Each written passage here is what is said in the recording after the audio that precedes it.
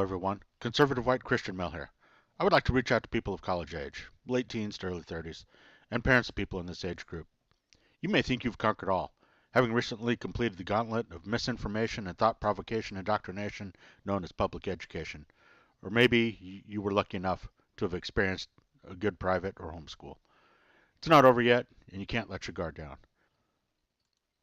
If you or your child are in college or college bound, unless your school is truly in the business of education, be prepared for a social reform experiment that is weakening independence and removing reverence for God and liberty for an entire generation.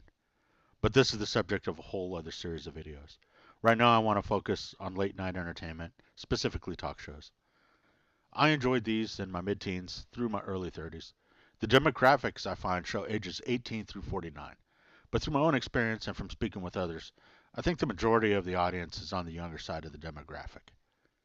The issue I want to bring to light is the attitudes that these shows show toward common Americans, and it's not a positive attitude. Aside from considering most of the country to be flyover states, they are blatantly left politically and use peer pressure to continue the daytime indoctrination deep into the night. In this example I'm using here, it sounds as if the entire audience boos at the announcement of Trump's announcement of the creation of an office to support the victims of crimes which are committed by illegal aliens. I think that some of the audience is just following along, and I'm quite certain there's a boo sign in the studio. But a young, mind-malleable person may only notice their peers' disdain for this proposal. Do these people realize what they are booing? Do they realize what they are actually supporting with their opposition? They are supporting crime and voicing a desire for the silencing of victims. As the show continues, it states a mathematical impossibility as a fact.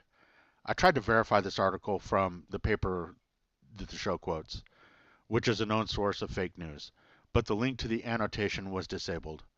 Please explain to me how 3.5% of the population, being more than a third of convictions, is a smaller proportion of criminals than the remaining 96.5% of the population who make up less than two-thirds of the convictions. You cannot.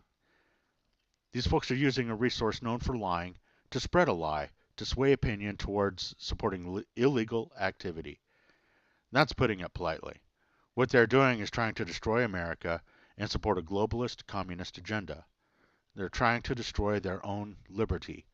They're cutting their own throats. They're fools. Before I go on, please keep the writers, directors, and stars of these shows in your prayers. God is the judge of their souls, not us. And as Christians, we're tasked with supporting the saving of souls. We're not to be weak pushovers either. We shall hold those who are destructive accountable. Purposefully misleading an audience into supporting crime, specifically murder, is destructive to our society and our country as we know and love it. Teach yourself and your children how to think for themselves and to speak for themselves.